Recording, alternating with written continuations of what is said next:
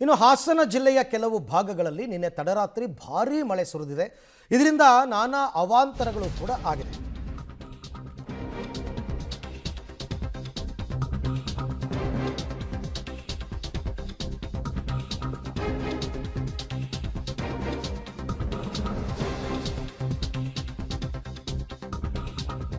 ಹಾಸನ ಜಿಲ್ಲೆಯಲ್ಲಿ ತಡರಾತ್ರಿ ಭಾರೀ ಮಳೆ ಸುರಿದಿದೆ. ಈ ಭಾರೀ ಮಳೆ ಮತ್ತು ಗಾಳಿಗೆ ಅಪಾರ ಪ್ರಮಾಣದ ಹಾನಿಯಾಗಿದೆ. ಗಾಳಿಗೆ ಹಾರು ಹೋಗಿದೆ ಮನೆಯ ಶೀಟ್ಗಳು, ಧರೆಗುರುಳಿವೆ ಮರಗಳು, ವಿದ್ಯುತ್ ಕಂಬಗಳು. ಚನ್ನರಾಯಪಟ್ಟಣ ತಾಲೂಕಿನ ಉಲ್ಲಾವಳ್ಳಿ, ಮುದಿಬೆಟ್ಟಕಾವಲು, ಜಿನ್ನೇನಹಳ್ಳಿ ಕೊಪ್ಪಲು, ಮೆಲ್ಲಳ್ಳಿ ಗ್ರಾಮದಲ್ಲಿ ಭಾರೀ ಹಾನಿ. ಇದು ಅಗೇನ್ ರೈತರಿಗೆ ಆಗ್ತಕ್ಕಂಥದ್ದು. ಇಷ್ಟು ದಿನ ಮಳೆ ಇಲ್ಲ ಬೆಳೆ ಒಣಗ್ತಾ ಇದೆ ಅಂತ.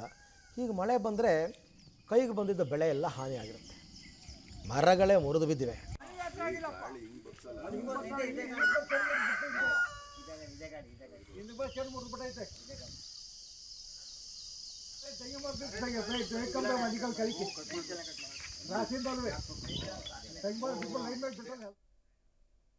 ಇನ್ನು ಚಾಮರಾಜನಗರ ಜಿಲ್ಲೆಯ ಹಲವೆಡೆ ಕೂಡ ನಿನ್ನೆ ತಡರಾತ್ರಿ ಭಾರೀ ಮಳೆಯಾಗಿದೆ.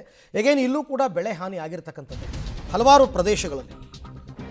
ಸಂತೇಮರಳ್ಳಿ, ಕಾವುದವಾಡಿ, ಉಮ್ಮತ್ತೂರು, ಆಲಳ್ಳಿ ಈ ಎಲ್ಲ ಗ್ರಾಮಗಳಲ್ಲಿ ನೆಲಕ್ಕುರುಳಿದೆ ಬಾಳೆ ಬೆಳೆ ಕಂಪ್ಲೀಟ್. ಇನ್ನೇನು ಫಸಲಿಗೆ ಬಂದಿತ್ತು ಎಲ್ಲವೂ ಕೂಡ.